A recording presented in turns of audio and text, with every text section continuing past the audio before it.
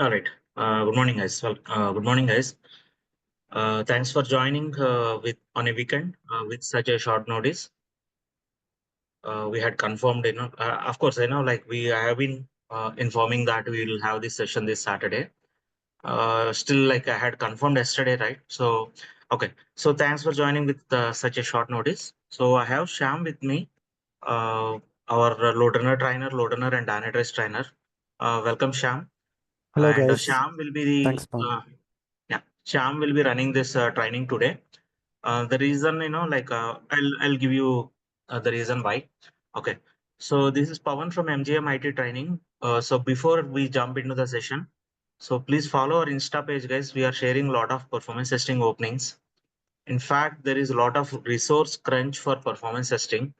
So we have been sharing a lot of openings on our Instagram page, as you can see here. So today we have a recruitment drive. Uh, this is in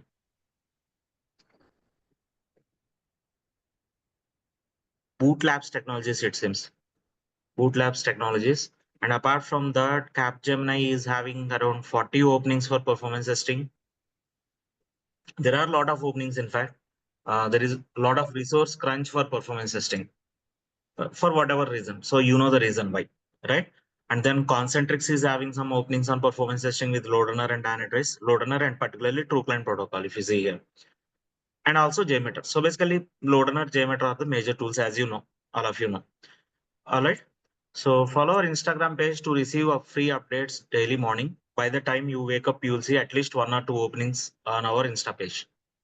Daily, by the time you wake up, you'll see at least one or two openings because usually I will update it in the morning. As soon as I wake up, I'll check for some openings and I will be updating on our Instagram page. All right. Now, having said that, now let me go to the slide deck. Yeah.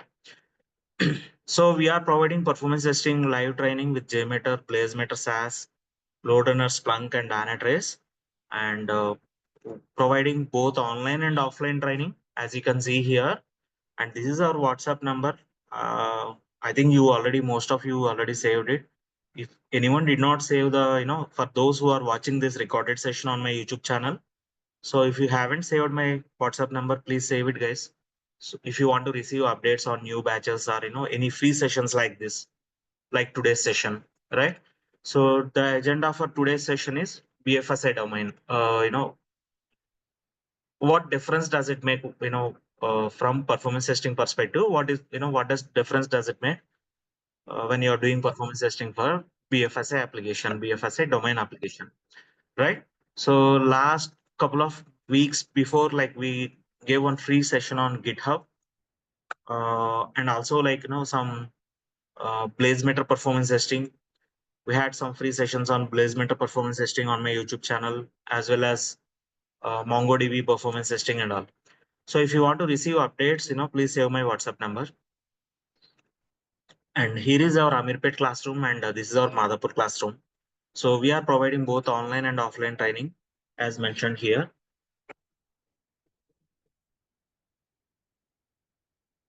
Okay, and yeah, but we'll come back to this slide later on. So now let me give an introduction. Let me show you what are the courses that we are offering. So we are specialized in performance testing and engineering training with JMeter, BlazeMeter, SaaS, LoadRunner, Splunk, Dynatrace, and Neoload. We are not actively, giving trainings as of now.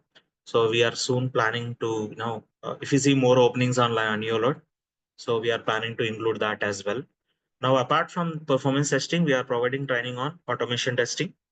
Uh, that is like Selenium with Java, Playwright, Tosca. So these are the different automation testing tools that we are covering, right? And then we are also offering zero coding IT courses like cyber security testing, like pen testing, penetration testing, web API, mobile pen testing, bug bounty, ethical hacking. So very soon we are planning these, trainings on data science, like big data, data analyst, data engineering courses, and cloud technologies like AWS, Azure, GCP. So, however, we are providing 100% placement assurance on performance testing, as you can see here, right?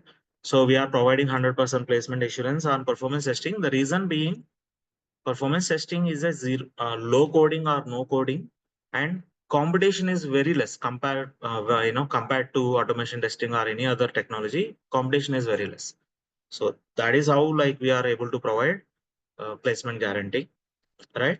And now this is quick about me. So you can, uh, yeah, okay. For those who are watching this recorded session on my YouTube channel, let me repeat it. Most of the participants in today's session are our students only. Of course, for the purpose of those who are watching this on my YouTube channel. So please let me give a brief introduction about myself. So I'm an MCA graduate with over 16 years of experience in performance testing in IT, which includes like 13 years of experience in performance testing and engineering. And of course, I am still learning every day, right? And then these are the different service-based and product-based companies that I worked for. AppLabs Technologies, if you heard it, like it is one of the world's first largest independent software testing company. And then Tech Mahindra, another service-based company, and Bank of America, a product-based company. And I'm a certified associate in JMeter, Splunk, and Dynatrace. And few other service and product-based companies that I worked are InnoMinds, and then SAP Labs, State Street, Qualizil, Axway India Private Limited. So coming to my training and mentorship experience, I am having 6 years of training experience, both online and classroom. And we had shown almost placement for around 800 plus students till now in the last 6 years. We had started this trainings in 2018, end of 2018, and we had provided placement around for around 800 plus students without any interview support or without any interview support, guys. That is important. 800 is a small number, I know that, but still that is without, we achieved that without doing any backdoor or proxy, right? Now coming to our second trainer. So trainer, our second technical trainer is Sham. Sham is having 19 years of experience in IT industry, still working, and he is also specialized in performance testing and engineering space. So, we work together in AppLabs Technologies again, and then Tech Mahindra. And then currently is working for a product-based company.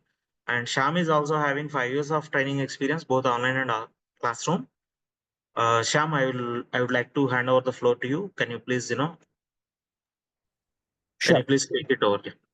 Yeah. Thanks, Pawan. So the reason why I'm going to take this particular BFSI training is, guys, off over here at offshore as well as at onsite. I spent nearly 10 years at onsite, so in both US and Canada, and I've majorly worked with the banking clients. So having that particular kind of experience, having looked at the banks pretty very closely, I've actually felt like we can try to find what are the differences between the other domains and this particular banking domain, and we can actually give a little more push to our students and in general to the public, so that they understand what is the difference between in the performance testing, right? People think that, yeah, banking domain, what's the difference? It's all performance testing, right? It's all the same. But then there will be some slight differences which would actually make a lot of difference when we are actually going to the interviews. So in the interviews, when they actually look at your resume and when they find the banking projects, there are some subtle things that they would actually look at, that it would make a quite much difference. And even when you're talking, the way that you present yourself when with the banking experience background is completely different than the way that you present yourself when you are actually talking about the other projects. Okay. So that is one important thing. And most of my experience, of course, not in App Labs and some other companies, but most of my experience went into banking, fortunately or unfortunately. So I've got pretty good uh, touch with my banking experience. Okay. So yeah, can you go to the next slide, Pawan? Yeah. So off late, another reason for having this weekend session is like off late we observed that. So our students are, some of our students are struggling to crack interviews on banking domain, banking or, this BFSI domain. So we thought it's the right time to have this session. So I'll not go into this slide, and I'll go to the next slide. Yeah. Before I, like these are the different performance testing courses that we are offering, guys. And we are providing placement assistance in this. And now these are the, like I already covered this. Now let me go to the, like let us have a quick introduction about the different domains that we have this. Yeah, Sham, you can take it forward, please. Yeah. So, what, as Pawan is showing on his slide, there are different domains in which we would actually do the performance testing. Okay, and whatever the list that is there over here, guys, it is not exhaustive. It is not like these are the only domains. There are a lot of other domains, but majorly we would actually see that the performance testing is being done in these particular domains. All right. So, for example, we have defense domain. We have a lot of other domains that would actually do the performance testing. All right. So, but majorly, when it comes to spending more money on the performance testing, e-commerce, banking are the ones which would actually spend quite a good amount of money on the performance testing. Reason being, there even a little change in the performance would actually completely change their face in the market. Like you see that, for example, let's just say that I'll take a very small example. Right now, we'll take the current events, right? Like right now, we are actually seeing that the market is picking up after a huge crash with Trump's plan. The market is slowly picking up. Right now, when the market is picking up, and when there are some traders, you know about this particular stock market, right? In the stock market, there are some traders who would actually try to buy the shares and all those things, right? And they would do intraday trading. That is, they would buy this particular share at this particular moment when it is at low cost, and they would sell it off when it is at a little higher cost, so that they would actually gain some money. Now, when you are actually trying to do this, when the traders are trying to do this, the cost of the shares would actually change within seconds, guys. Within, this second you see that the cost of the share is 100 rupees. The next second, you would see that the cost of the share is 105 rupees. You would think that, yeah, 5 rupees, what the big difference? But guys, please understand, these guys would operate at volumes, right? So they would say, they would buy some 1 lakh shares at 100 rupees. And when you buy 1 lakh shares at 100 rupees, and when you sell off this 1 lakh shares at 105 rupees, the difference is 5 lakh rupees, which they are earning within a few hours. You get my point? So guys, when you are actually trying to make these kind of trades, the performance is very, very important. The reason being, if you are trying to if you actually put a buy point at 100 rupees, and you are not able to perform that particular trade at 100 rupees because your system is not because the bank system is not performing well, then what would happen is the trader would actually lose that particular trade. And he would actually, if the trader observes that the bank is consistently having performance issues, he would immediately go with some other bank. Okay, so this kind of small differences in the performance would actually make a huge difference for the bank, because out of that 5 lakh rupees that the trader earns, the bank would earn a commission. All right.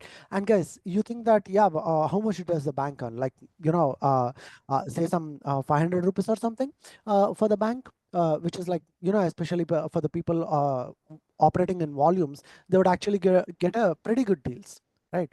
And when they are getting pretty good deals, the bank would make lesser money. But then, guys, the bank is also operating in volumes. Okay. They would want as many traders as possible on their domain, on their bank, on their platform, in order to perform these trades. And when they are operating in those volumes, you would see that if they are not sticking with that particular bank, if they are going to the competitive banks, even though they are losing only 500 rupees per trade, these kind of traders would actually do some 100 or 200 trades in a day, and they would lose a lot of money. The bank would start losing a lot of money. All right. I just gave you a very, very simple example of where things can go wrong when the performance is not good. Okay. Everyday example. because right now we are actually seeing that the market is picking up, and we are actually seeing that there's a lot of trading that is going on. All right. Till now, any questions, guys? You got the importance of banking domain when we are actually trying to do this particular trades? Yes, guys. And similarly, e-commerce as well. Like they would actually try to work with some kind of special days, like a Black Friday. In India, it is Big Billion Days or something like that, right? Republic Day sale for Amazon. So on these days, they actually say that they give very good offers. Of course, that is debatable. Whether they give the real good offers or not, that is debatable. But anyways, they at least claim that they give very good offers, and they kind of keep keep advertising that they are giving very good offers, and they would want the customers to actually buy from their websites on those specific days. What they actually do is they would actually try to sell off all their old inventory. That is, whatever that is remaining with them, too much stock that is remaining with them, they would actually give a little offer on that, and they would actually show that it is a big offer and all, and they would try to sell off their inventory. Now, guys, whenever these kind of events happen, obviously their competitors also would actually try to announce some events. Okay, so it is not only the Best Buy or Amazon that is offering the events on Black Friday. There are a lot of other competitors who would actually offer the same kind of events on Black Friday.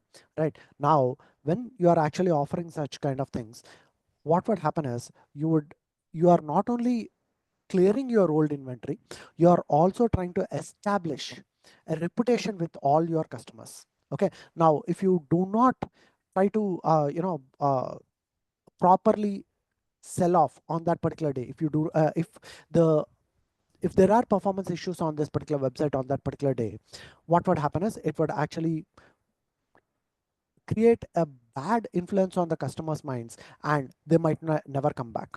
Okay, now guys, why am I concentrating on e-commerce? This session is all about BFSI, right? So why am I concentrating on e-commerce? Guys, one important thing is, for the e-commerce to work, end of the day, you would actually have to go to the bank. Okay, end of the day, you would actually have to go to the bank. What do I mean by that? See, you are trying to buy an item, especially in the e-commerce. When you are trying to buy an item, would you pay by cash? No, you would actually use some kind of credit card, debit card, or something like that, right? Online payment. Now, when you are doing this particular online payment, how does the online payment work?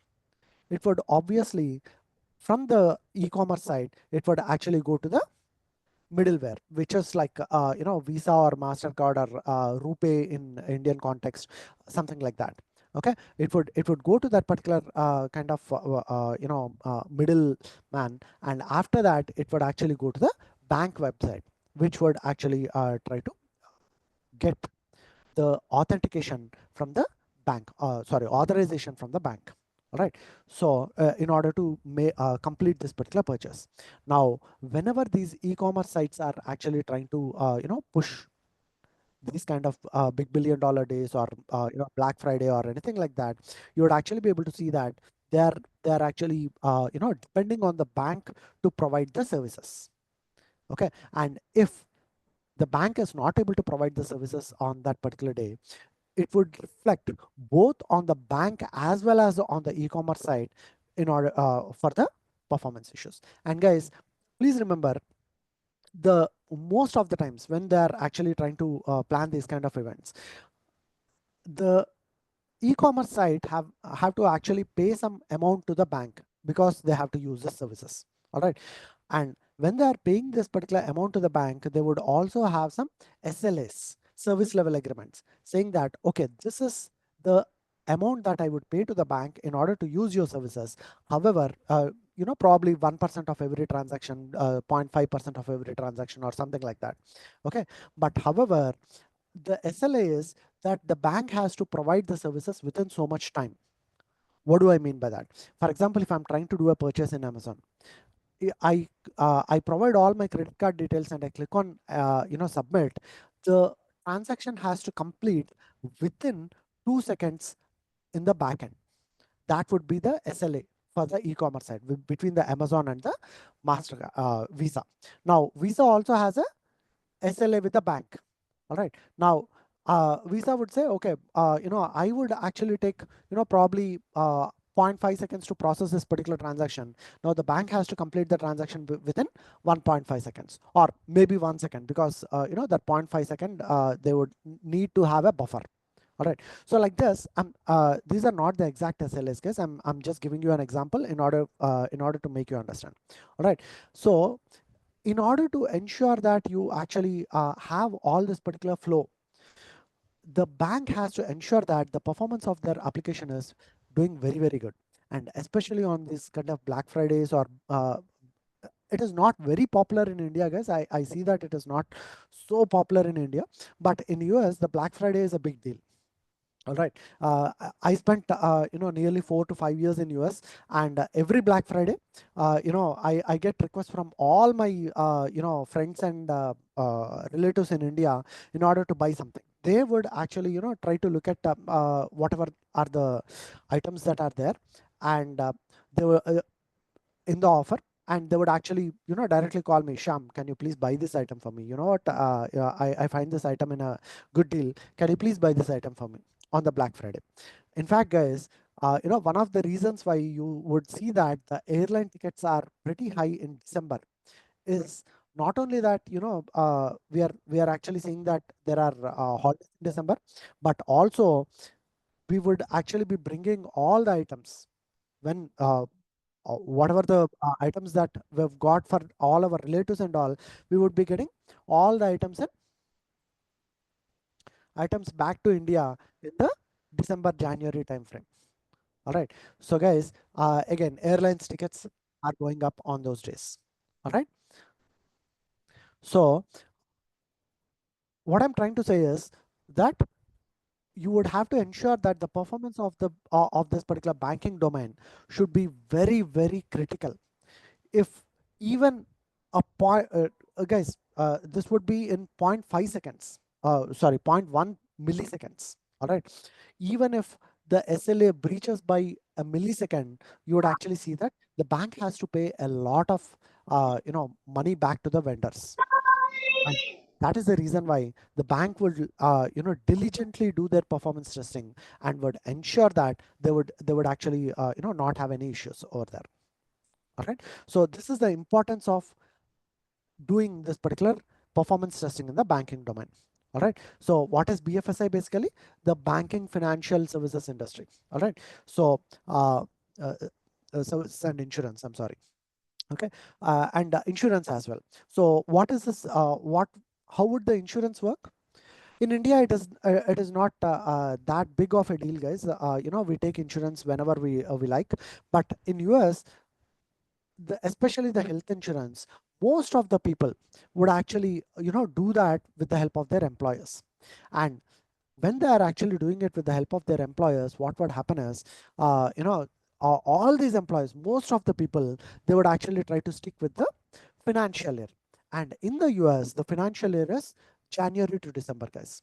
So the Jan 1st, all these particular insurance companies would actually start getting the renewal requests of whatever the employees that are remaining on the payrolls. They would actually get a renewal request, and whatever are the new employees, and if one employer, let's say I'm working for Bank of America. Okay, now Bank of America was using Elena Healthcare. Now Elena Healthcare has actually decided that, okay, I would actually go to UHG, United Health Group, for the insurance purpose.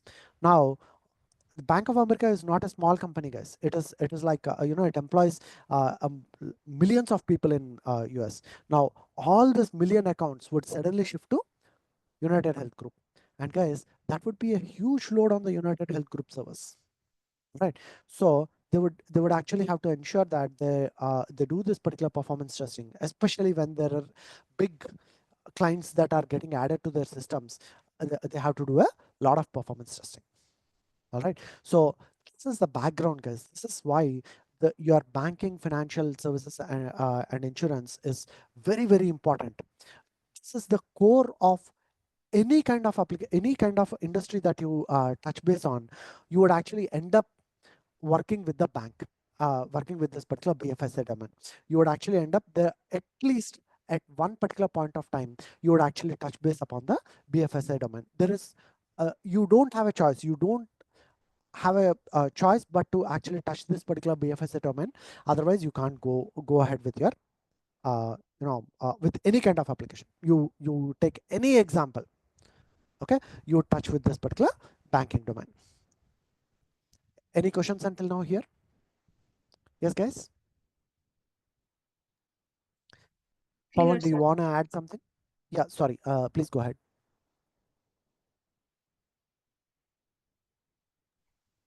Okay. Got it. Pawan, you want to add something?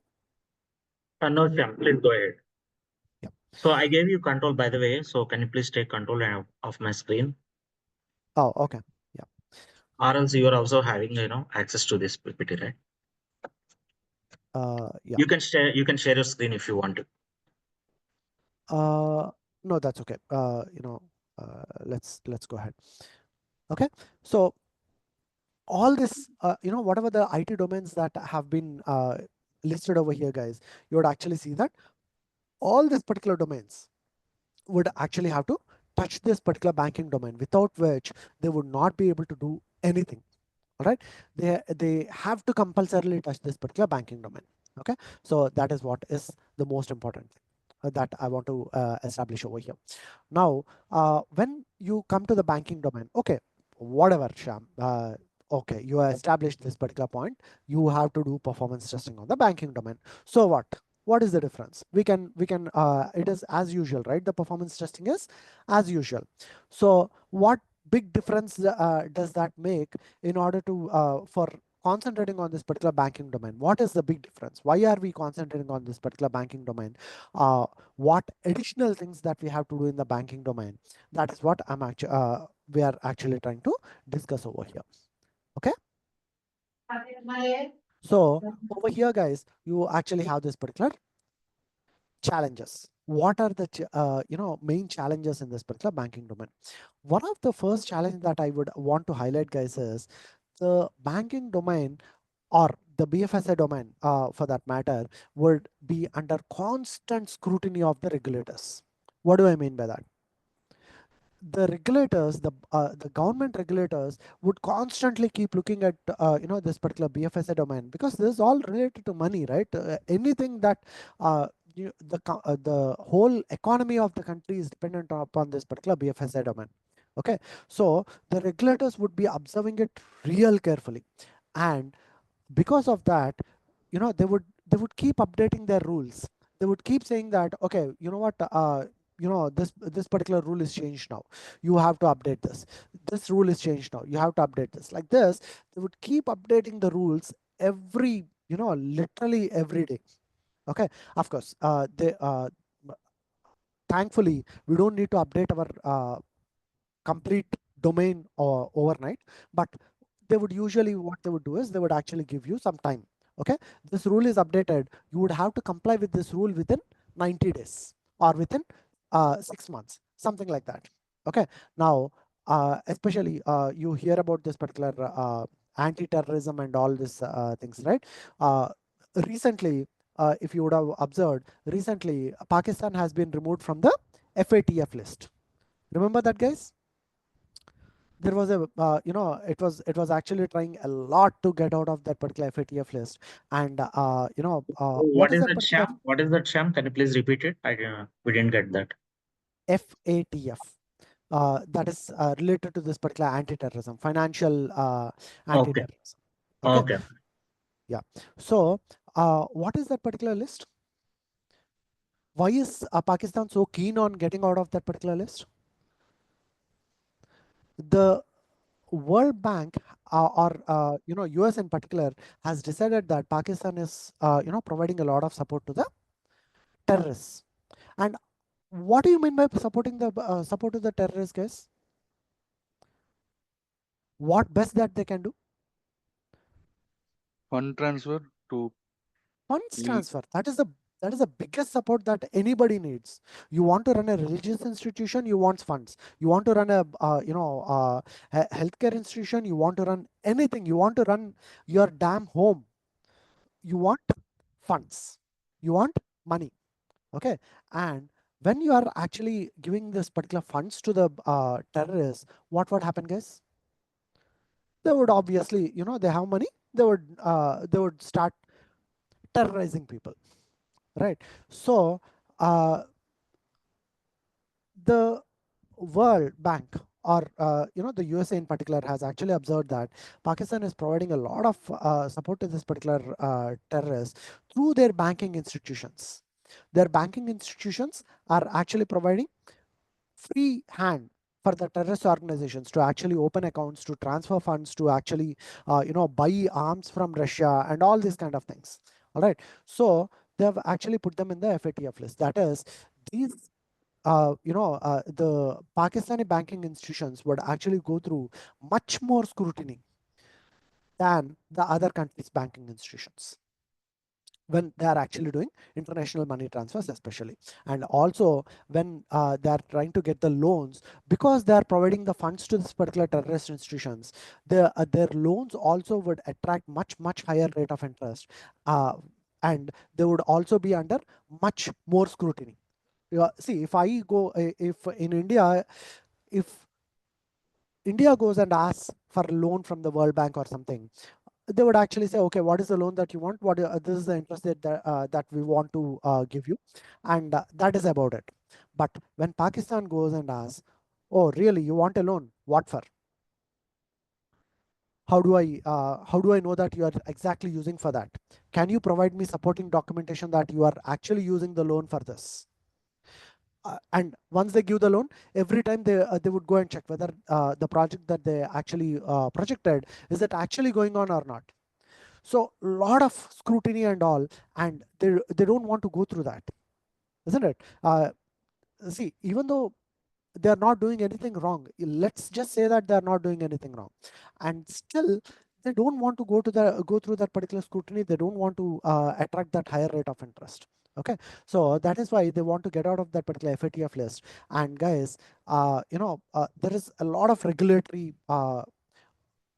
thing that would go on when they are actually looking at the banking institution. Not only your country, guys, it would also depend upon the international regulations as well. Okay, you would also have to comply with the international regulations. So it is a lot of effort, and of course that is in one. If you actually look at our level, it is actually good, guys. Why? Because they have to keep doing this particular regulatory updates and all. They would have to ensure that this particular application is always getting performance tested.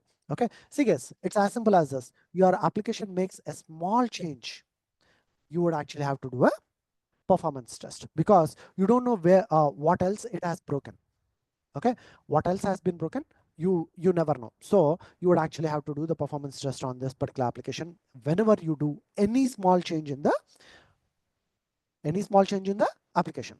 Okay, so regulatory changes are something that is really important. And even though the bank, let's say the bank says, okay, you know what, I don't want to give any further features to my customers. Okay, however, the regulator will keep forcing the bank in order to change something in their website or in their core application to make these particular changes. Clear, guys? Yes. Okay, so that is one important thing that you have to take care of. Okay, so it will keep us in jobs, guys. The good thing about it is, if you are able to get a job in the banking domain, you would have to get bored with the application. You would have to say that, okay, you know what, I'm bored, I really want to change. And you would have to change, or maybe you would feel like, okay, they're not paying me enough, and you would have to change for that. But then the bank would not let you go, because they need the performance testing day in and day out, and they have to work with it. They don't have a choice. All right. And one more now, why is it so important for this particular bank to actually do the performance testing? Why? Because this is a multi-layered architecture. Okay, this is a multi-layered architecture. Now you change something in one particular layer. Okay, what do I mean by layers? Yes, guys. What do I mean by layers? You want to log in. There is a separate application. There is a separate service. We call it as microservice in the bank. Okay, so that particular microservice would actually take care of your login. You want to make a funds transfer, a separate microservice. You want to do a payment, there is a separate microservice. Okay, because why do they do that? Because the same microservice would actually be used for multiple applications in the bank. All right, so the bank has actually created an architecture which would be beneficial to them, but also which when there is a small change, it would actually the bank would end up doing the testing on literally every application that they have, because that application, that particular small service is actually supporting all these different different domains. All right, whether it is let's say they make a change to the login domain, they have to ensure that their banking customers would actually be able to log in. They have to ensure that their staff would be able to log in. They have to ensure that their admins would be able to log in.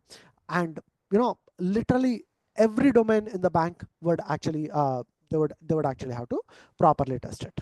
Okay, so this multi-layered architecture would actually become a challenge in the bank. All right, one small change, and you have to ensure that you test that particular service. Of course, that is no-brainer, right? You have to ensure that that particular service is tested, but then not only that, you would also have to ensure that all the other services is also being tested. So in the banking domain, in the BFSI domain, when you are actually making these particular changes, you would actually have to carefully maintain the architecture. Okay, you would have to carefully maintain the architecture, guys. All these are interview questions. What is the importance of microservices architecture? This could be the question in the interview that that has to be answered very, very carefully. What is the importance of microservices architecture in the performance testing? It gives you a very good benefit. Like, you want to change something small, you go and change that in only one small service, and that reflects across the all the domains in the bank. However, there is also one problem. See, for every benefit there is also a problem. What is the problem? Now you make the change in one small service, but then you have to ensure that you test absolutely every domain in the bank.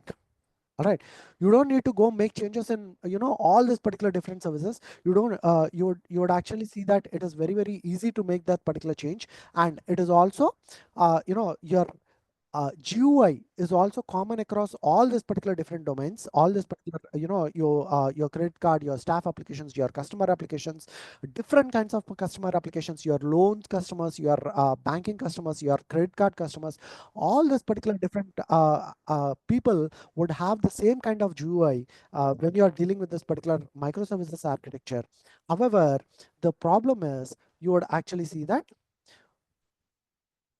when there is a change, you would end up doing the change, you would end up testing all these particular applications. Okay, so when you are working with this particular microservices, you would have to carefully understand the architecture of that particular banking application.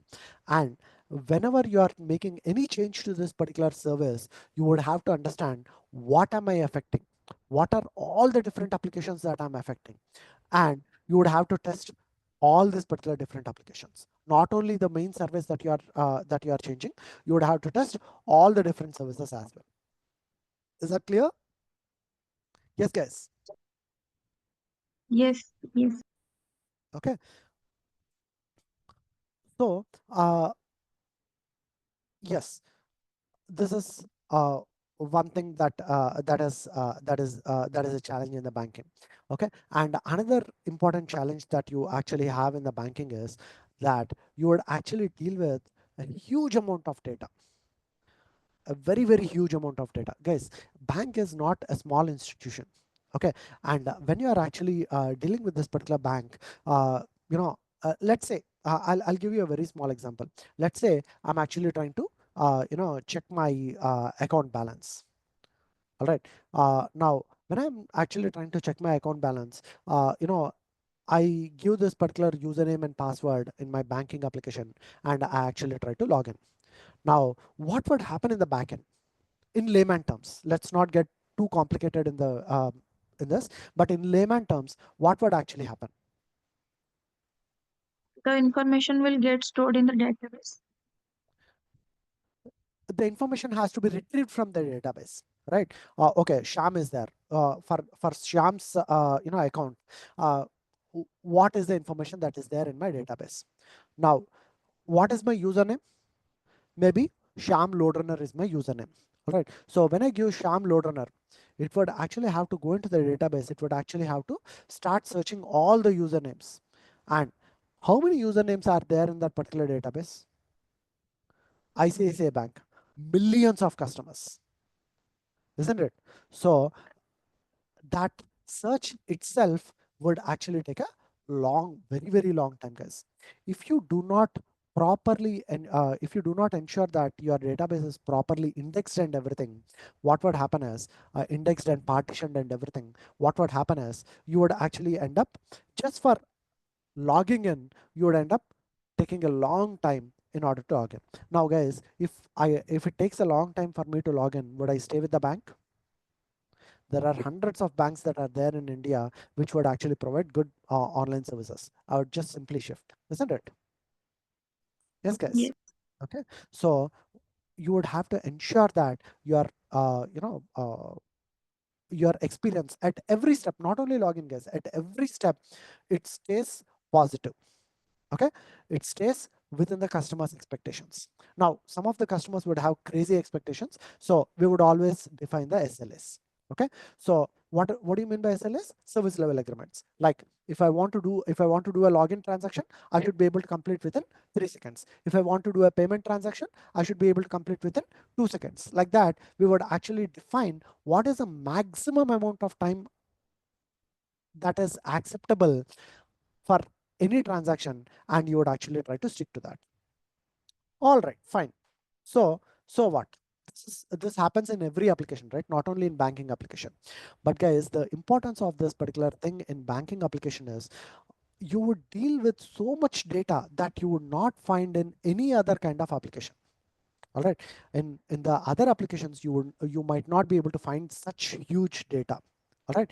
But in this particular banking application, there is a huge data that you are working with, and you would actually have to carefully work with that particular kind of data. For example, I'm trying to make a transfer, or let's say Pawan is trying to make a transfer to Sham. All right, Pawan, please make a transfer. All right. So when Pawan is trying to make a transfer to Sham, what he's doing, he's giving my account number, and he's trying to say that, okay, Sham has done a pretty good job on this particular BFSI training today. I'll give him 1 lakh rupees as a bonus. Pawan, am I getting that? Yeah, sure. Sure, Sam. Yeah.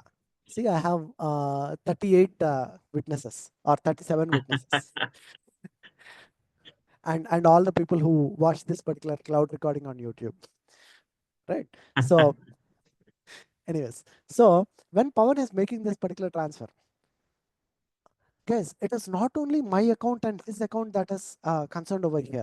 It is all the data that is there in that particular database, right? There are some millions of accounts in that particular database. I myself have 3 accounts in ICICI Bank. Okay, I myself have a NRE account. I have an NRI account. I have a trading account in ICICI Bank. Right? I myself have 3 accounts. Now, when uh, you know this there are millions of customers, each customer having multiple accounts. Okay, see what is the kind of data that we are dealing with. And if it happens that you are actually transferring it to the wrong person, please remember, one small transfer like that would actually lose you not only that customers, not only those 2 customers, you would also lose several other customers. Okay, because what would happen is it is all word of mouth. The moment you say that, okay, ICICI Bank has messed up my transaction like this, there are several other customers, will start personally saying, you know what, guys, this is what this bank has done. Okay, ICICI Bank has never done that to me. I'm not, uh, uh, saying anything bad about that particular bank. It is a pretty good bank. I have got good services until now, at least. All right, but then if a bank actually messes up with that particular, transaction, what would happen is they would actually end up telling lots of other customers. Now, I want the money very, very urgently. Pawan has actually made a transfer, but I did not receive it because the database is slow. Okay, I'm actually waiting at waiting somewhere in order to pay somebody else urgently. Okay, Pawan has made a transfer. His application shows the transfer is successful. Now, if I don't get the money, what would happen? I would start blaming the bank. All right, and there are so many layers involved in this, guys. All right, and every layer has got its own kind of data that they have to deal with. Okay, so it is very, very important for us to actually test on top of all this particular data. It is not only that you are actually testing with little amount of data, guys. Okay, it is also important for you to especially when you are dealing with the banking application. This is one simple interview answer that would actually make you stand out, guys. The thing is, when you are dealing with banking applications, it is not only that you are actually testing normally whatever the scripts and all. You would also have, one of your major tasks would also be to create the data in the backend. There are 2 ways to do that. One, they would actually take the production data, they would scrub the production data, and they would actually put it in the performance test environment. Okay, what do you mean by scrubbing the production data? They would remove all the personally identifiable information, PIIs. Okay, and they would actually put that particular data in the performance test environment. Or 2, they would actually ask you to create all this data. And guys, we are talking about millions of data points. Okay, and when we talk about this particular millions of data points, understand, guys, it is not easy. Okay, see, I want to retrieve the transactions that I did 2 years ago.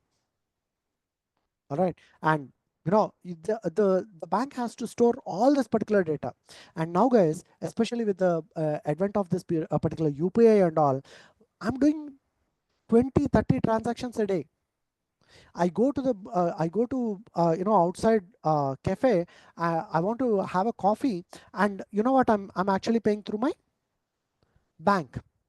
Coffee 10 rupees. Okay, now nobody gives coffee for 10 rupees. 20 rupees, guys, and 20 rupees I'm actually paying through my bank.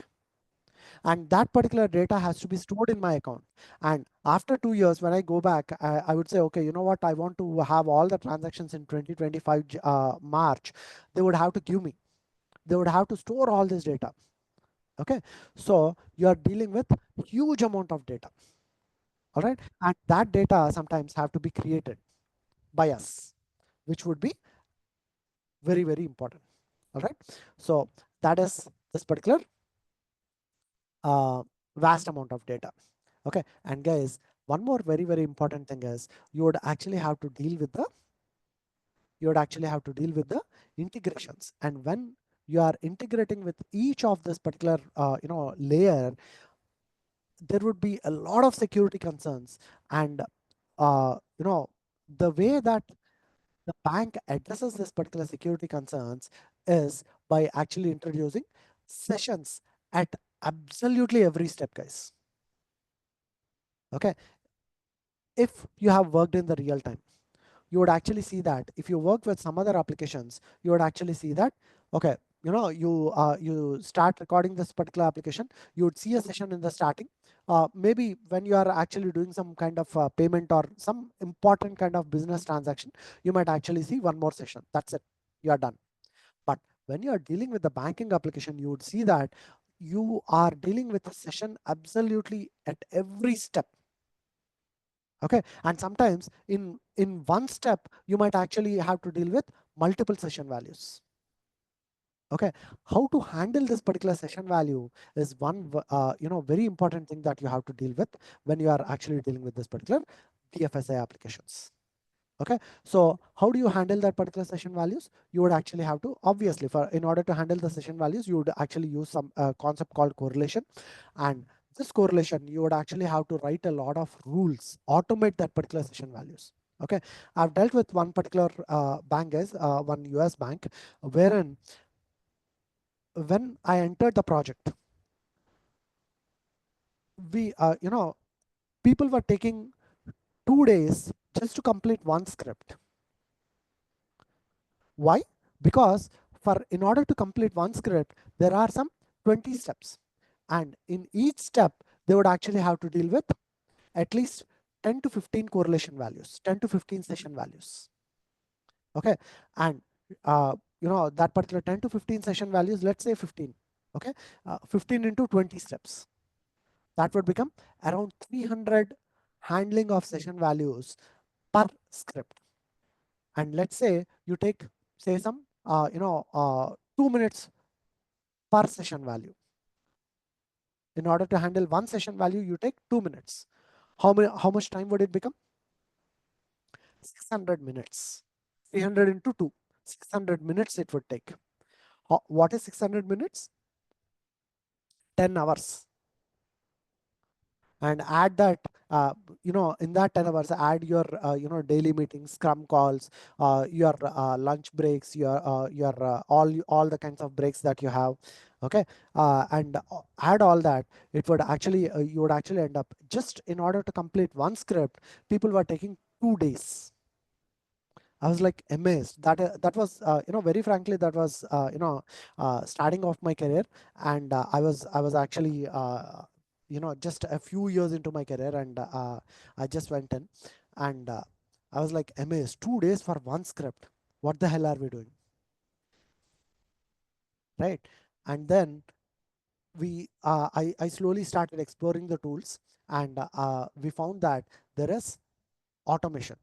We can actually automate this. Not everything, not all the session values can be automated, but then there is a little automation that can be done, which would actually ensure that the time comes down a lot.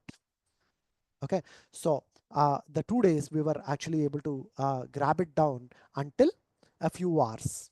Okay, 3 to 4 hours. People were able to complete at least 2 scripts per day, which actually made a little more sense. Okay, so uh, that was a huge win, guys. That was a huge win that I've done for that particular project, and the customer was so happy. The customer wanted me on site within a very few days of me entering that particular project.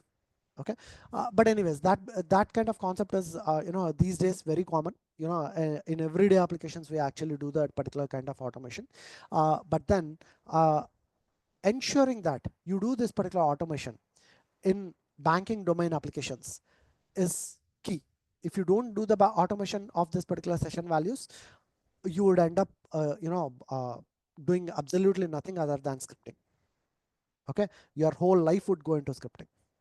All right, so that is some important thing that you would actually have to take care of when you are dealing with the BFSI applications. Okay, so these are some of the challenges that you actually face. Okay, especially you would have to deal with multi-layered architecture. Now, when you are dealing with multi-layered architecture, you would have to ensure that you have the architecture, diagrams and everything architecture handy, because you are touching base with a lot of applications. You have to ensure that you make one change in one small microservice. You would actually have to ensure that all this particular, applications are properly tested. Okay, you would have to work with a lot of data, so much amount of data, you would be amazed. Okay, guys, it would seem silly, but there was a project wherein the client was very adamant that they don't want to deal with the PIA, scrubbing the PIA. We tried our level best. Of course, I was there in the starting stages of my career, so I was not dealing with the client directly. But then I really respect the leaders that I had at that particular point of time. So I'm sure they have done their level best to actually convince the client, and the client was adamant that they don't want to deal with the PIA, so they don't want to touch the production data. Now they're asking us to do the performance testing, which if I do the performance testing on, without any data in the database, I would get absolutely superb performance. But then the moment it goes into the production, the application would bomb. Okay. So what I had to do was I had to create a lot of data. Guys, trust me, I had to spend more than a week working in shifts in order to just create the data, nothing else. I was just creating dummy data in the database. Okay. And that too, when I was actually, automating left, right, and center. I was automating absolutely everything. And after that, I had to spend 1 week. Trust me, guys, I'm pretty good at automation. Okay. And after that, I had to spend 1 week just in order to create dummy data in the production, which is of no use once that particular project goes out. Okay. And guys, it's not like, it's not only that the client had to pay me a lot of money in order to create all that particular data, and the company had to pay a lot of money to the tools in order to buy the licenses in order to create all this data. They had spent a lot of money, and it also is important to note that I was not only creating the data in that particular service, I was also creating the data in a lot of other, in other services databases. And those guys were coming back to me, Sham, what the hell are you doing? Why are you creating so much data in our databases, which is actually, changing the performance of their own applications? You know what I mean? I'm creating 1 million data points in for my application. What am I doing? I'm also creating that particular 1 million data points in a lot of other applications, because I need to have supporting data for all these things. And when I create extra 1 million data points for all those applications, what is happening? Yes, guys? Those applications performance suddenly changed overnight. They were actually getting very good response times. Now they are not getting so great response times. Why? Because I put 1 million data points in their application, and uh, you know they were all coming back to me. And because at that time I didn't have that kind of knowledge in the architecture so much, that I'm also affecting a lot of other applications. It took them and me as well a few days in order to figure out that I was the reason who is actually doing all this. Of course, not directly me, but my client. And you know by the time we cleared up all that mess, it was like 2 or 3 months. It was crazy, guys. Okay.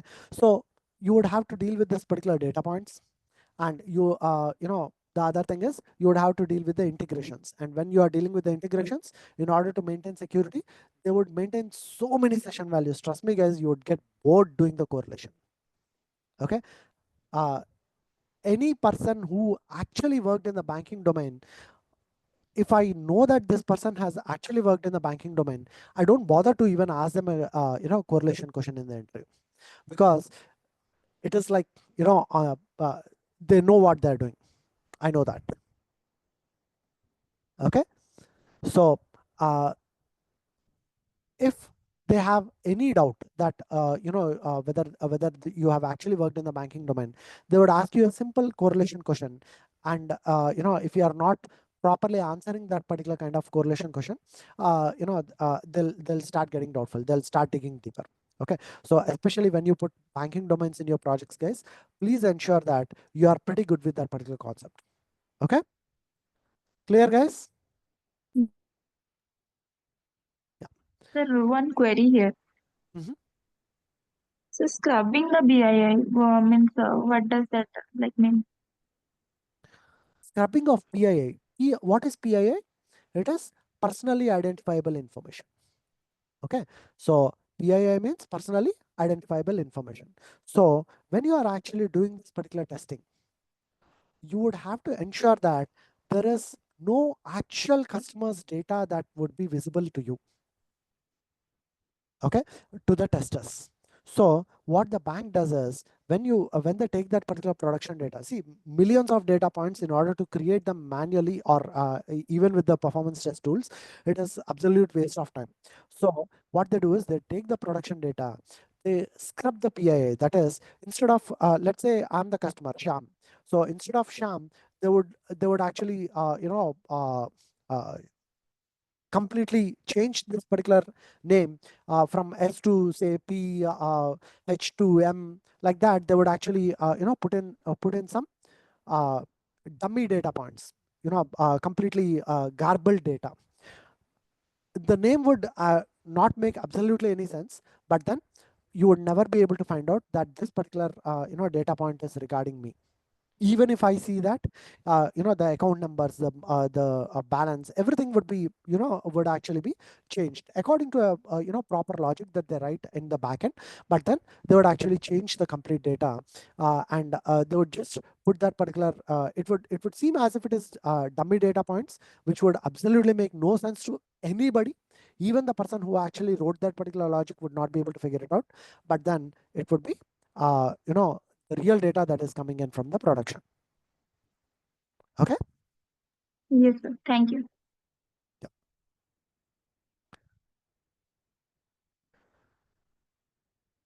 Clear about this, guys? Any questions? Any other questions? Okay. So these are all the challenges that you would actually have in the banking domain. Now, along with challenges, as I said, see, for every action there is a reaction, right? So if there is a challenge, you also have a benefit. What is the benefit? As I already told you, the benefit in this particular banking domain is you get into a project, you have to get out of it only because of two things. One, you are bored, or two, you feel that you are not getting paid properly. Okay, you feel that if you go out, you would get a better salary or something like that. Okay, so those are the only two reasons that you would come out. But otherwise, you would actually see that you can stick to that particular project for years together. Okay, I've seen people who have actually joined one particular product, even in service companies, guys. I'm not only talking about the product companies. Even in service companies, they're actually working for a banking project. They joined as a as a low level tester. Right now there are some directors working for the same client. Okay, I've seen such guys. Okay, and even if whatever the directors that you see these days, they might have actually changed companies, but then they kept sticking to that particular banking domain, and they might have gone from one company to other company, but then the project would remain. It is, you would have to get bored of it. That's the benefit that you get out of this particular BFSI projects. Okay, so guys, if you get a chance of the BFSI domain, don't leave. Okay, because we always want to have cards to our favor, right? We want to live on our own terms, but we don't want the company to actually say that, okay, you are redundant, we don't need you anymore. All right. uh, yeah. Okay, so these are some of the things, guys. Did I cover everything? Security in every page, number of critical business flows will be high. Okay, session ID correlation, scrubbing of PIA. Okay, so I believe I have covered everything. Okay, I have the control, right?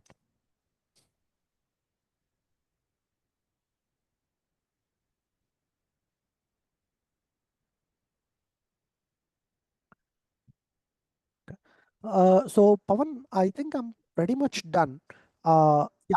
One more important thing that you might actually see is regarding the NFR collection in the banking domain.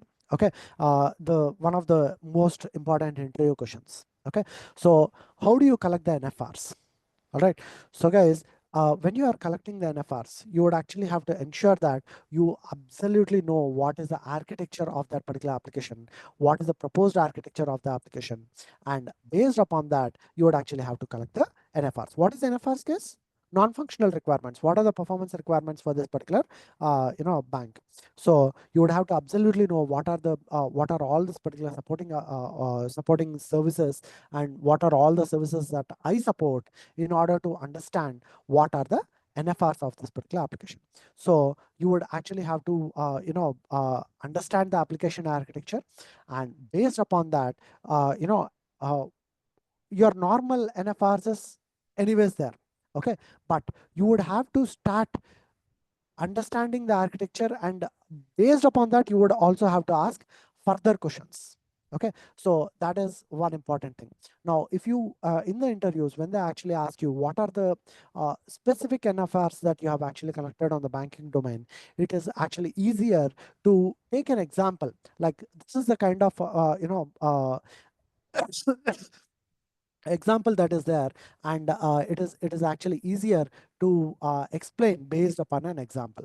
So how you design that particular example will be based upon your whatever the kind of project that you are putting it on your resume.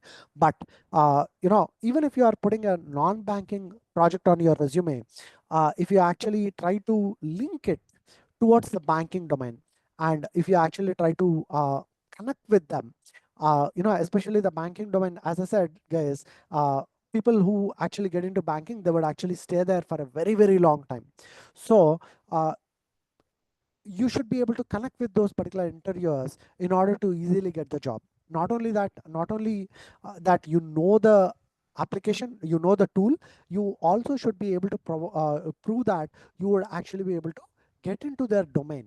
Okay, so in order to do that, try to give some examples which are closer to banking domain in your application itself, but closer to banking domain. As I said, every application would somehow touch the banking domain. So try to give them examples which are closer to banking domain, so that you can actually connect with them easily.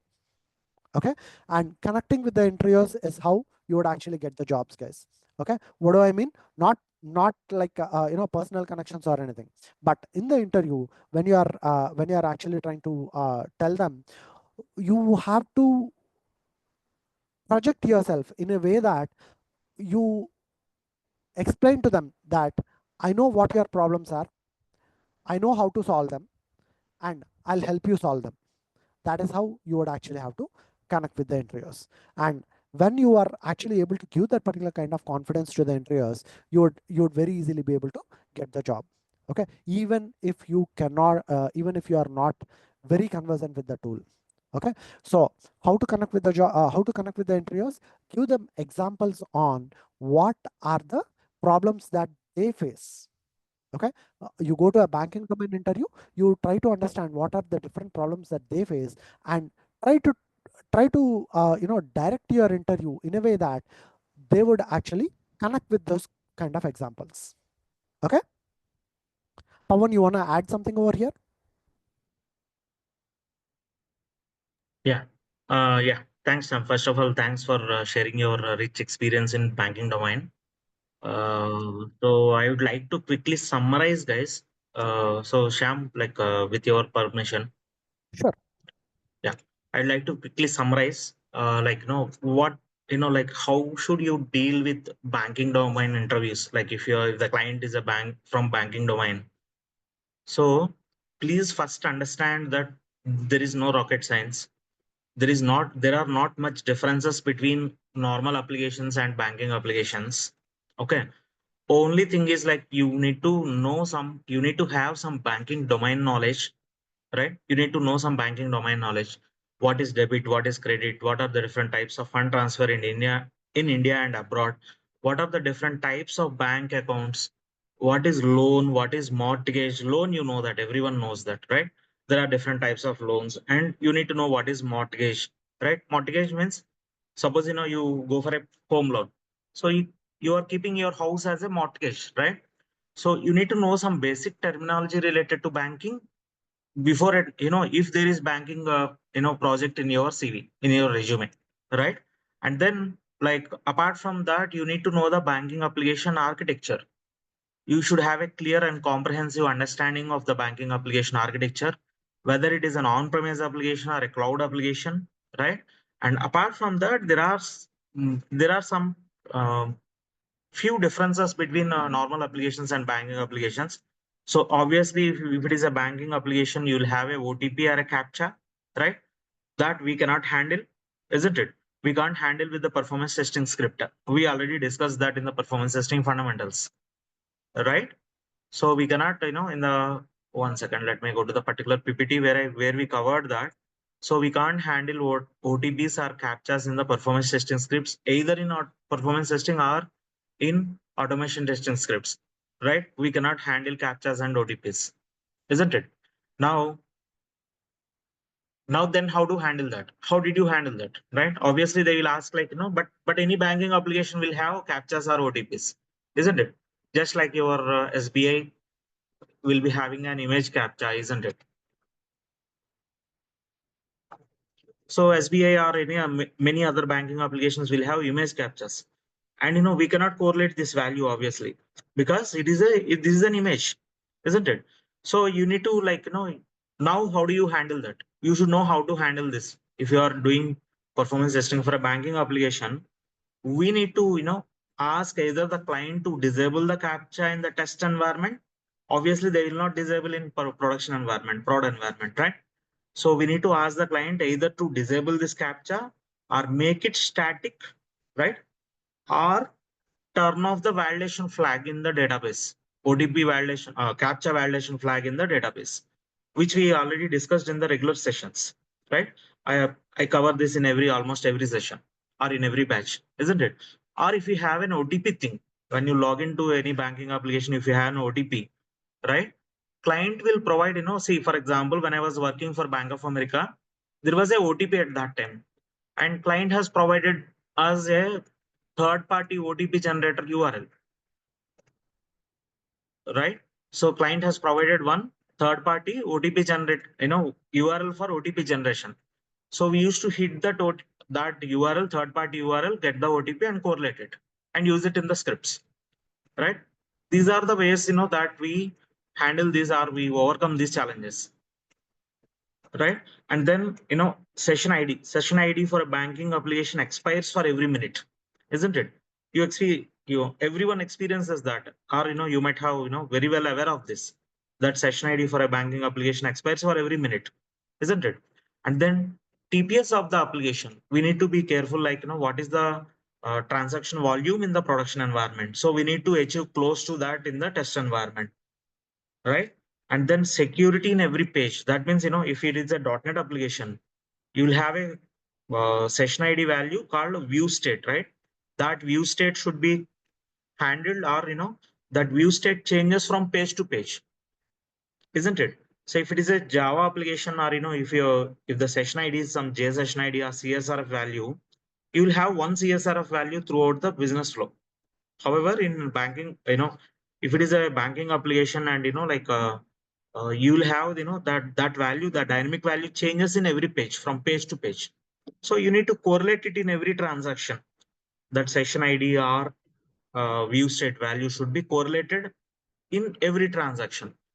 And number of critical business flows will be very high for banking applications. So for instance, like the maximum number of scripts that I had seen in my entire experience is in this banking application, when I was working for payments application of Bank of America, the number of critical business flows were 80, whereas the average number of performance testing scripts in any project are 15 to 20 or 10 to 15, not more than that. So however, for payments application, I came across a scenario where we need to run 80 performance testing scripts, right? So the number of critical business flows will be high. Session ID, that we already, session ID will be there in every page. And then because we have a lot of correlations in every page, right? As Sham explained, there will be a lot of, dynamic values that we need to correlate. We need to create correlation rules to reuse the correlation, right? So when you have 50 to 60 scripts or 70 to 80 scripts, if you want to, if you want to do those scripts individually, so, it kills a lot of time to do the same correlations and again, isn't it? So instead of that, if you create correlation rules, we can reuse the correlations and then scrubbing of personally identifiable info. That means So if you want to create huge amount of test data, like, you can mask the personal identifiable information is nothing but the mail ID of the customers or mobile numbers of the customers, etc. Right? So we should mask that data, or we should, scrub that data to, if you want to reuse the data from the prod environment. Please correct me if I'm wrong, Sham.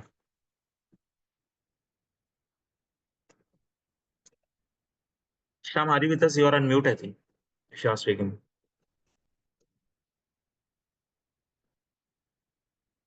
Okay. And coming to NFR, Yeah.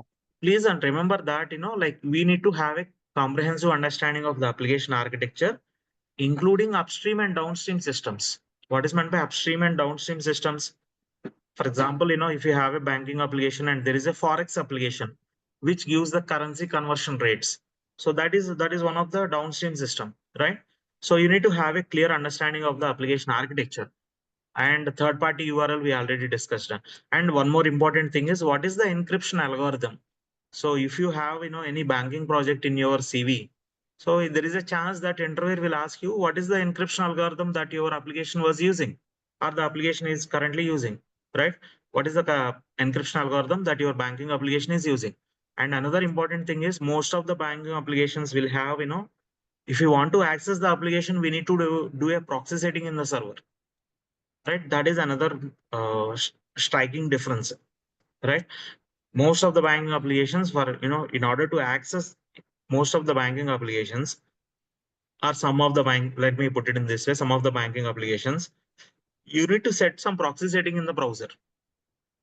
And now, the way you record the script varies, like with the JMeter or LoadRunner, the way you record the script varies. We need to do the same proxy setting while recording the script as well, right? Or for JMeter, you need to start the JMeter in admin mode. Okay.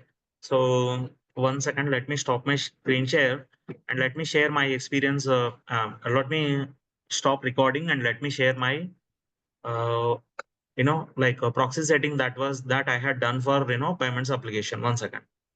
Recording.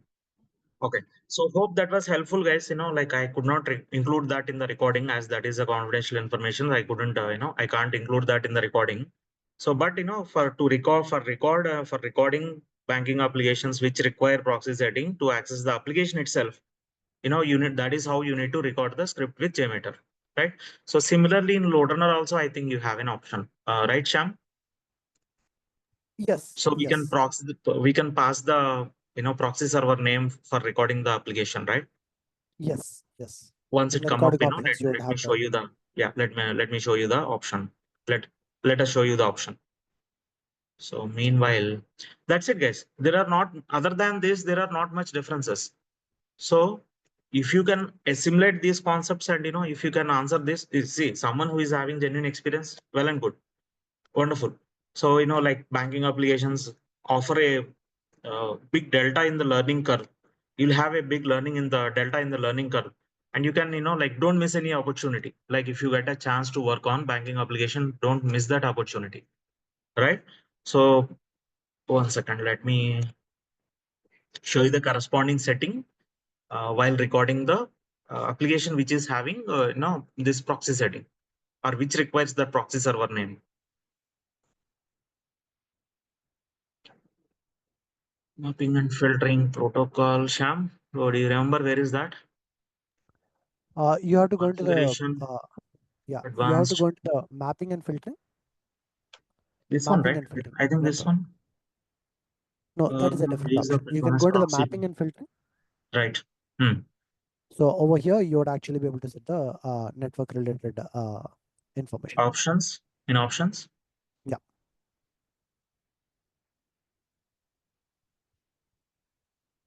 Okay. Anyways, let's see. If you get a chance to work on banking application, they will give you a KT. They will explain all this. If you are, working for banking project for the first time, right?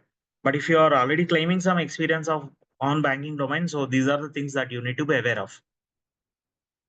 What are the differences between testing, performance testing of normal applications and banking applications? These are the basic things that you need to be aware of. Okay. And you need to know some basic terminology of related to banking or any other, financial services or insurance domain, right? So you need to know, they have their own, see, for example, if you go for insurance, if you are having some experience on insurance domain, so you need to know what is, like you need to know what are the different types of insurance, like health insurance, life insurance, right? Term insurance, etc. And you need to know some basic, terminology in that, right? Clear, guys? If it is a life insurance, you need to know what is endowment, what is endowment plan, or what is term plan. So you need to, interviewer expect you to know some, basic terminology of that domain, right? And that is the intention in arranging this session. So know your domain, like if you are, when you are having some projects in your CV, try to understand in which domain that project falls into, and know some basic terminology, brush up the basic terminology related to that domain, right? So yeah, so that's all I have. Any queries, guys, before we close today's session? Hello, sir. How we will handle encryption in the banking applications? Good question. So there are different encryption algorithms, Sam. There is something called SHA 256, 128, or SHA 128. Do you remember anything else, Sam? And how do you know? Would you like to answer that? See, the encryption would actually be when we are recording the script, right? So whatever the data that we are actually getting would most probably be encrypted. Okay, so there are two ways. One, we have to create the encryption in the tool, and two, the at the time of recording itself, the tool would actually capture the encrypted data. So you would have to know how to handle that particular encrypted data. So these are two different concepts. All right. So as Pawan is saying, whatever the encryption algorithm that is there, if the tool is not handling that, and if you just have to mention that particular encryption algorithm, that is the easiest way to actually handle that. Now, if the tool is actually recording that particular encrypted data, that is an altogether different challenge. Okay, and it would take a much more experienced approach and careful approach to actually handle that. Okay, so that would be a little deeper discussion. Probably we can do that in another session, Pawan. Yeah, sure. So I would like to show you some that encryption.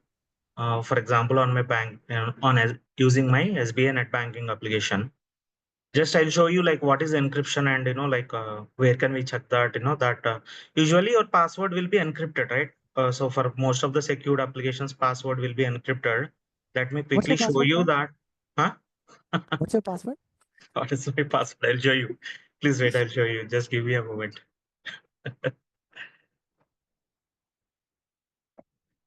I'll show you my bank balance also.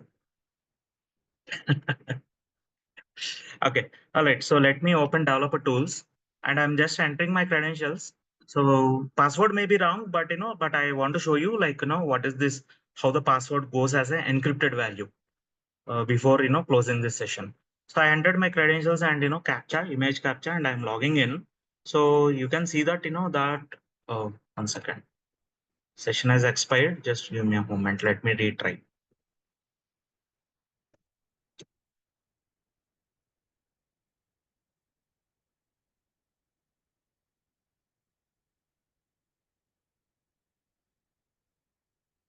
I'll clear all this and before clicking login button. Right.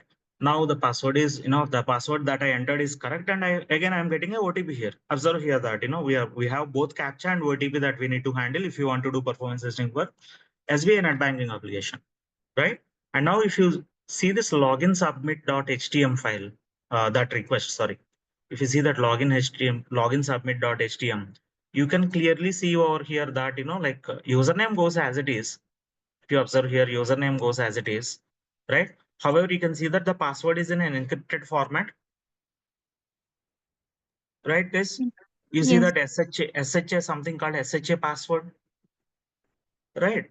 So SHA should be, like the encryption algorithm for this application. So however, like, in the requirement gathering, or, like in the, if you observe or if you closely observe our NFR gathering sheet, right? So you'll have a lot of questions around that. What is the encryption algorithm that the application is using and all those, right? Sorry.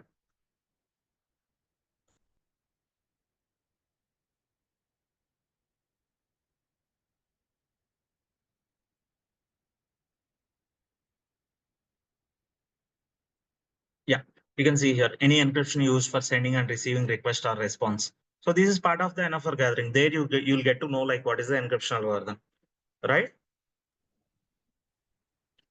Clear, guys? So you can clearly see here that this SBI net banking application is using some SHA as an encryption algorithm, right?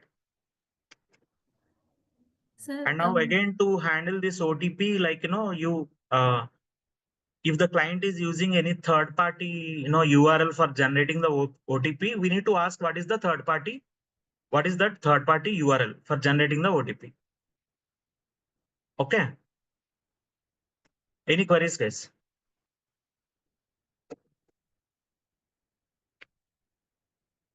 Okay. Now let me show you the balance and please let me know if you still want my password, Shyam. Yeah, I want your password of ICICI Bank. Okay. All right. Any other queries, guys? Sir, can you explain what is the upstream and downstream application in detail? Upstream and downstream system in detail. Shyam, would you like to take up that? I gave one example for forex conversion. Forex conversion is, okay, let me give some example. I recently came across one application. Let me stop my screen share. Let me stop recording 1 second. Sure. Yeah.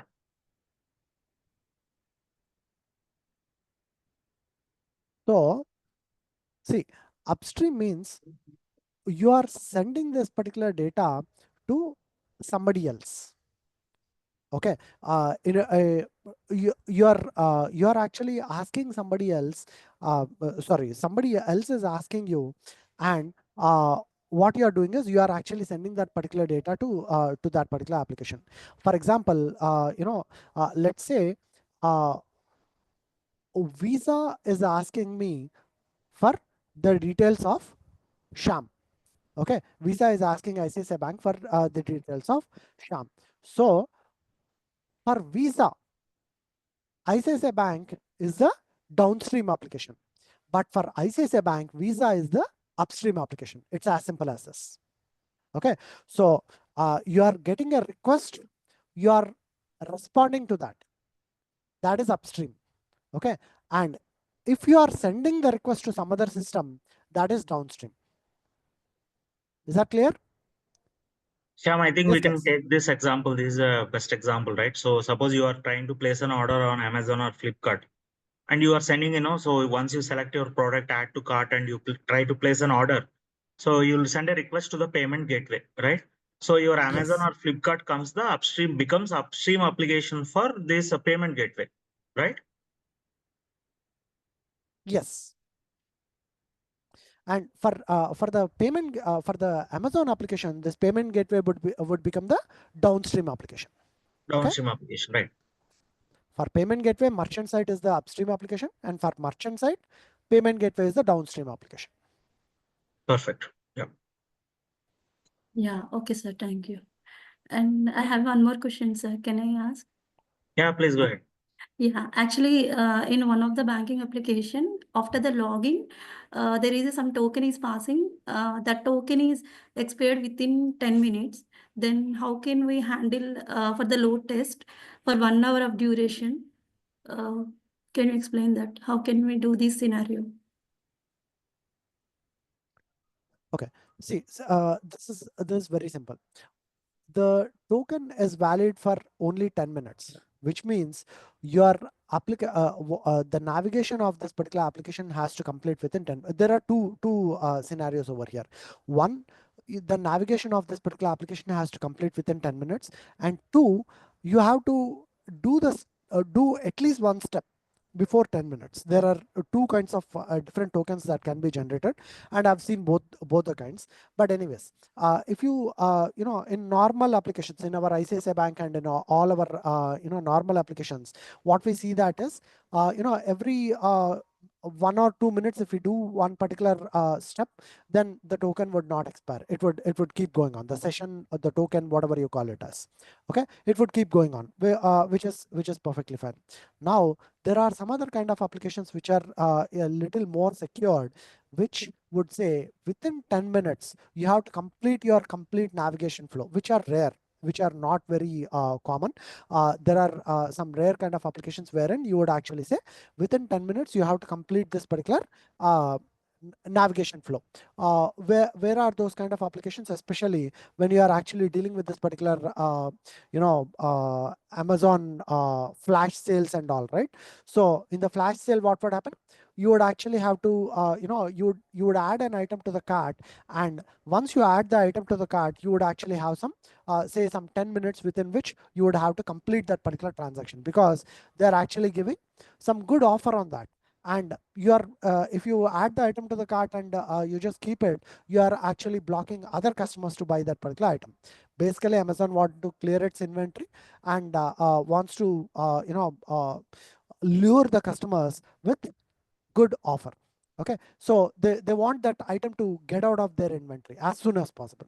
So they would say, okay, if you buy this within 10 minutes, I'm giving you a little bit extra discount. If you don't buy it, then get out of my site.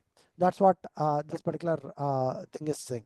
So anyways, now in this kind of scenario wherein you actually have only certain amount of time in order to complete this particular transaction, you would have to ensure that the easiest way is to actually ensure that your navigation flow is the think times that you actually put in the navigation flow and everything would be very, very fast, and you would actually be doing that very faster. But then if you see that your response times of each of this particular transaction goes higher, and you're not able to complete that within the specified amount of time, then obviously your token would expire and you would actually get an error. Okay, so when you get an error, the response times are high, that is why you are getting an error. That is something that you would have to deal with separately.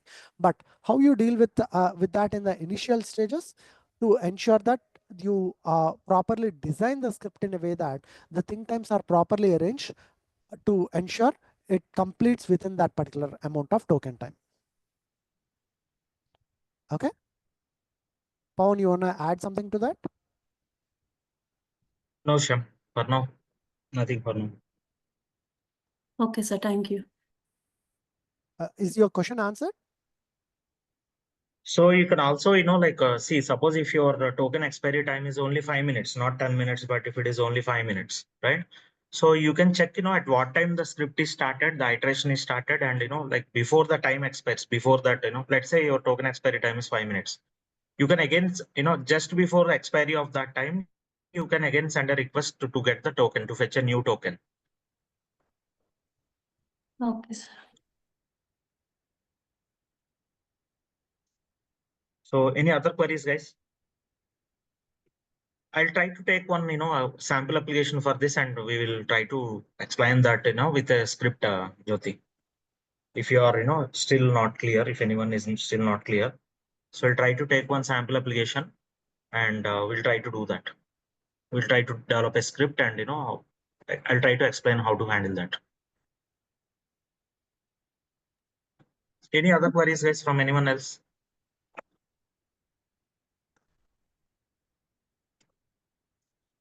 So all right, then yeah, please go ahead.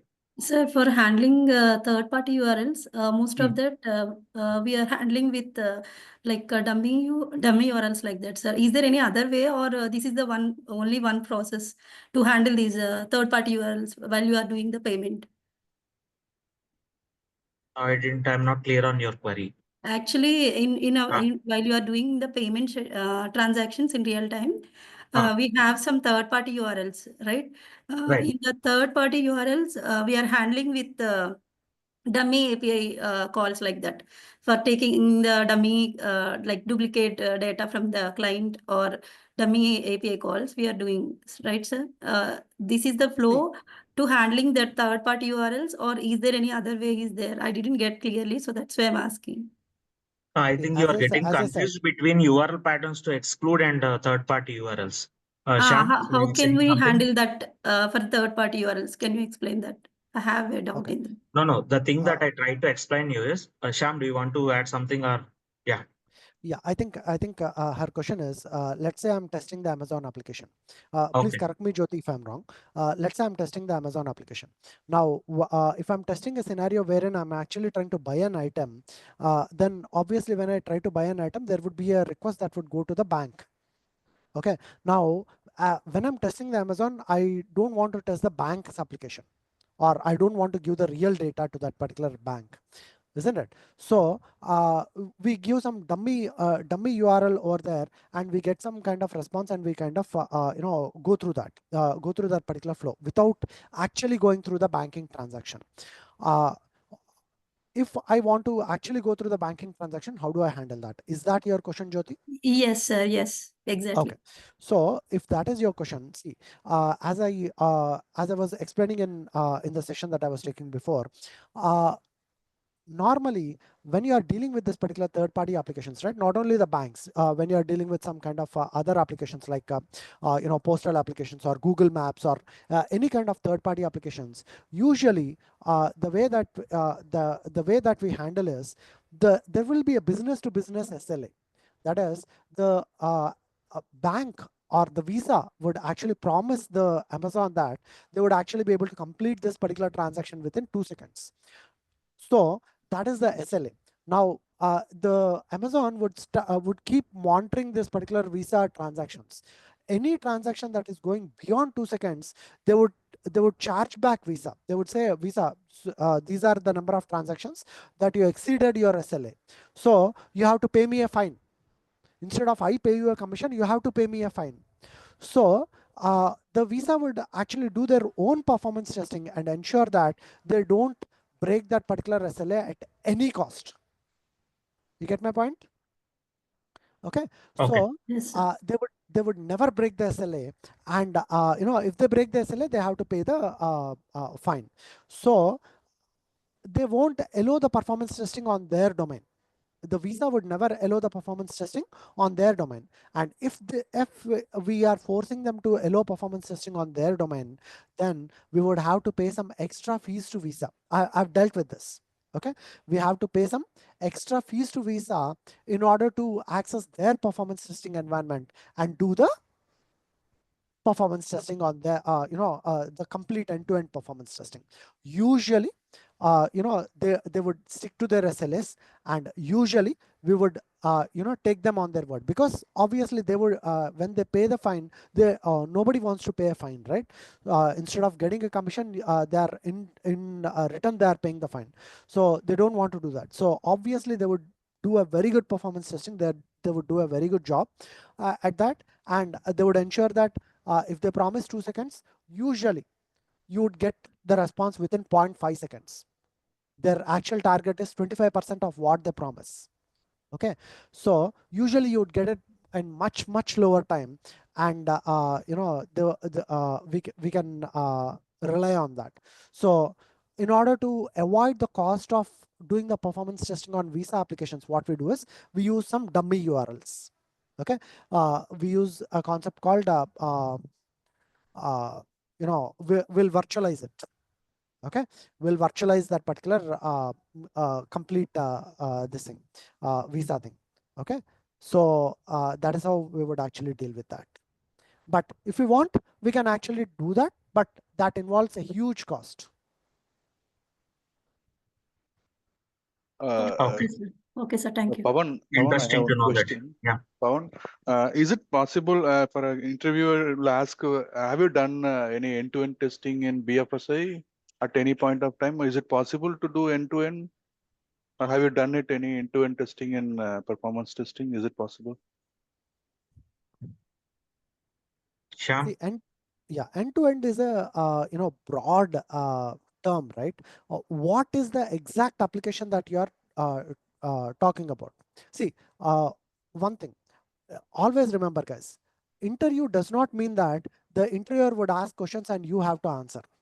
Okay, you can ask a question, you can ask the interviewer to actually clarify on something. All right.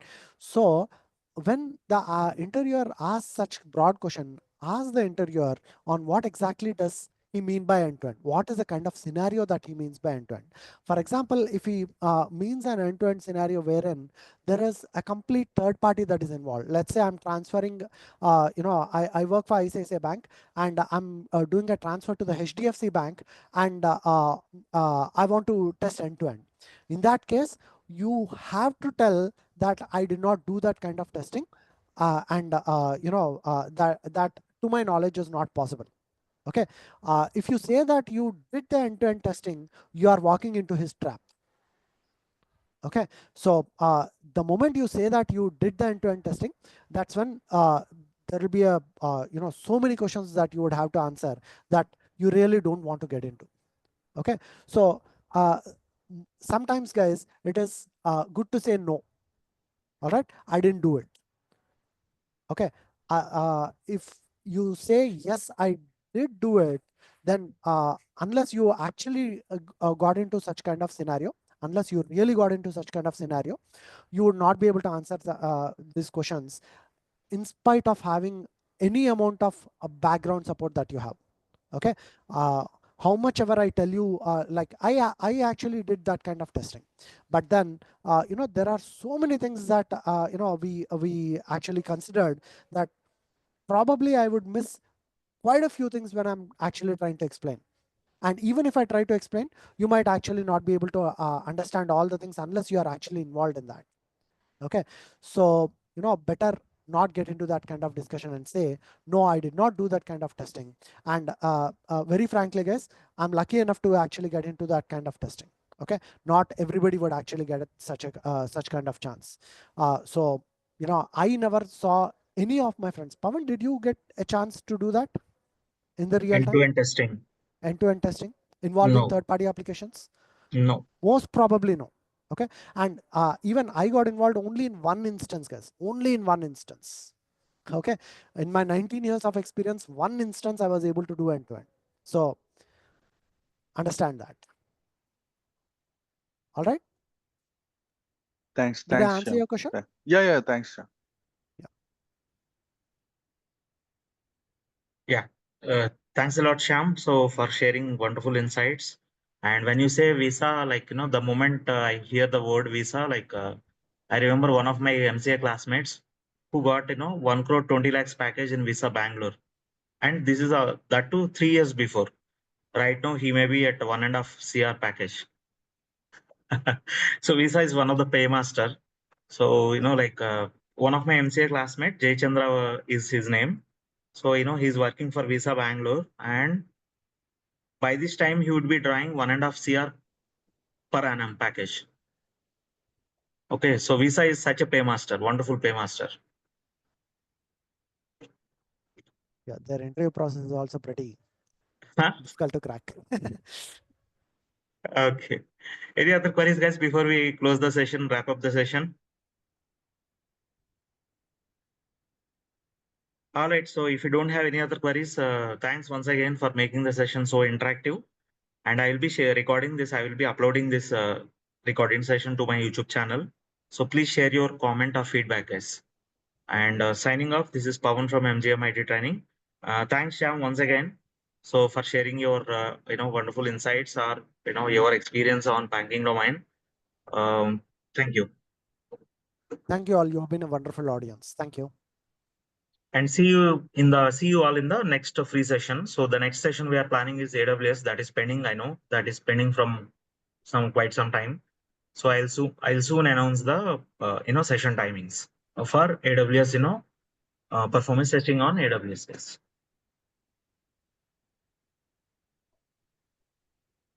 Yeah. And please follow our Insta page if you want to receive free updates, daily free updates on the performance openings, testing openings, particularly performance testing, right? So I'm sure I promise that, by the time you wake up every day, so you'll get 1 or 2 openings, current openings on performance testing.